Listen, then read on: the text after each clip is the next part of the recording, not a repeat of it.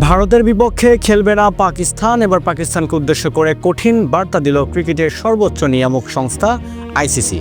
তবে এবার মাঠের লড়াই নয়, লড়াইটা শুরু হয়েছে আইসিসি আর পাকিস্তান ক্রিকেট বোর্ডের মধ্যে। দীর্ঘ প্রতীক্ষার পর পাকিস্তান যখন ভারতের বিপক্ষে ম্যাচ বয়কটের ঘোষণা দিল, তখনই দৃশ্যপটে হাজির হলো বিশ্ব ক্রিকেটের নিয়ন্ত্রক সংস্থা। আইসিসি চুপ করে বসে নেই, বরং পাকিস্তানের এই বেছে বেছে ম্যাচ খেলার নীতিকে ক্রিকেটের ইতিহাসের সবচেয়ে বড় অপরাধ হিসেবে দেখছে দুবাই। অবশেষে এলো সেই কঠিন সতর্কবার্তা। আইসিসি সাফ জানিয়ে দিয়েছে, এই জেদ যদি পাকিস্তান না ছাড়ে তবে তার চরম মূল্য দিতে হবে বাবর রিজওয়ানদের দলকেও। 2026 টি-20 বিশ্বকাপকে সামনে রেখে পাকিস্তান সরকারের এই বিতর্কিত সিদ্ধান্ত এখন আইসিসির টেবিলে। যদিও পিসিবি এখনও কোনো আনুষ্ঠানিক চিঠি দেয়নি, কিন্তু বাতাসের আগে খবর পৌঁছে গেছে দুবাইয়ের দপ্তরে। আইসিসি তাদের বিবৃতিতে সরাসরি জানিয়েছে, একটি বৈশ্বিক টুর্নামেন্টে সব দল সমান নিয়ম মেনে খেলবে, এটাই ক্রিকেটের মূল সৌন্দর্য। কিন্তু পাকিস্তান যদি কেবল তাদের পছন্দ মতো ম্যাচ খেলতে চায়, তবে তা হবে বিশ্বকাপের মূল চেতনার উপর কুঠারাঘাত। আইসিসির স্পষ্ট কথা, টুর্নামেন্টের মর্যাদা ক্ষুণ্ণ করার অধিকার কারণেই।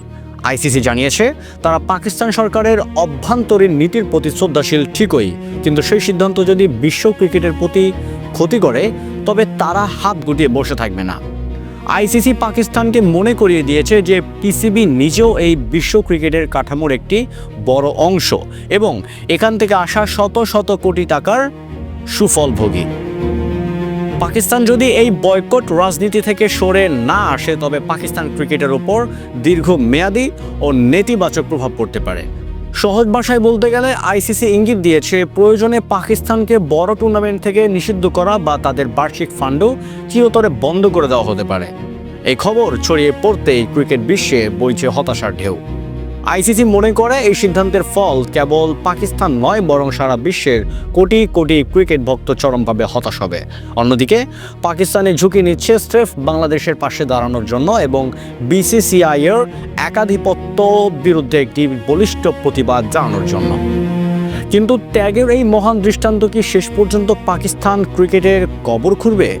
আইসিসির এই সতর্কবার্তাকে পাকিস্তান কি গুরুত্ব দেবে, নাকি নিজেদের সিদ্ধান্তে অটল থেকে ক্রিকেট ইতিহাসের সবচেয়ে বড় বিদ্রোহ চালিয়ে যাবে? আইসিসির এই হুঁশিয়ারি কি কেবল কথার কথা, নাকি বড় কোনো অ্যাকশনের শুরু? ভারতের বিপক্ষে না খেলার জেদ কি পাকিস্তানের ক্রিকেট ম্যাপ থেকে নাম মুছে দেবে, নাকি আইসিসি শেষ পর্যন্ত পাকিস্তান আর বাংলাদেশের এই অটুট বন্ধুত্বের কাছে নতি স্বীকার করবে? দিন শেষে আইসিসির নিয়মের ফাইল বা বিসিসিআই-এর টাকার পাহাড় কোনো কিছুই কি আত্মার সম্পর্কের চেয়ে বড় হতে পারে? পাকিস্তান আজ যে ঝুঁকির মুখে দাঁড়িয়ে, তা হয়তো ক্রিকেটীয় যুক্তিতে অনেকের কাছে ভুল মনে হতে পারে, কিন্তু ইতিহাসের পাতায় এই ত্যাগ লেখা থাকবে এক পরম ভালোবাসার গল্প হিসেবে, যেখানে নিজেদের ক্যারিয়ার, নিজের দলের ভবিষ্যৎ আর কোটি কোটি টাকার হাতছানিকে তুচ্ছ করে পাকিস্তান বেছে নিয়েছে সেফ একটি সম্পর্ককে, বাংলাদেশ। আইসিসি সতর্কবার্তা দিয়েছে, নিষেধাজ্ঞার ভয় দেখিয়েছে, পাকিস্তান ক্রিকেটের অন্ধকার ভবিষ্যতের কথাও শুনিয়েছে। কিন্তু পাকিস্তান আজ বিশ্বকে চোখে আঙুল দিয়ে দেখিয়ে দিল, একজন ভাইয়ের অপমানের অন্য এক ভাই চুপ করে বসে থাকতে পারে না। বাংলাদেশের ক্রিকেট যখনই কোনো বৈষম্যের শিকার হয়েছে, যখনই বড় শক্তির দাপটে বাংলাদেশ কোণঠাসা হয়েছে, তখনই পাকিস্তান নিজের বুক পেতে দিয়েছে ঢাল হিসেবে। বিশ্বকাপে ভারতের বিপক্ষে সেই চিরচেনা লড়াই না দেখার শূন্যতা হয়তো আমাদের পোড়াবে, কিন্তু এক ভাই অন্য ভাইয়ের সম্মানে যে মহাকাব্য লিখে গেল, তার জৌলুস কি কোনো ট্রফির চেয়ে কম?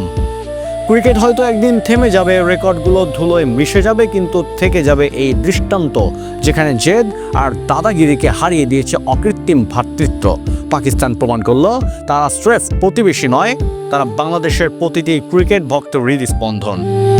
বাবর রিজওয়ানদের জন্য হয়তো আজ কষ্টের দিন, কিন্তু ইতিহাসের আদালতেও কাঠগড়ায় তারা আজ সগৌরবে বিজয়।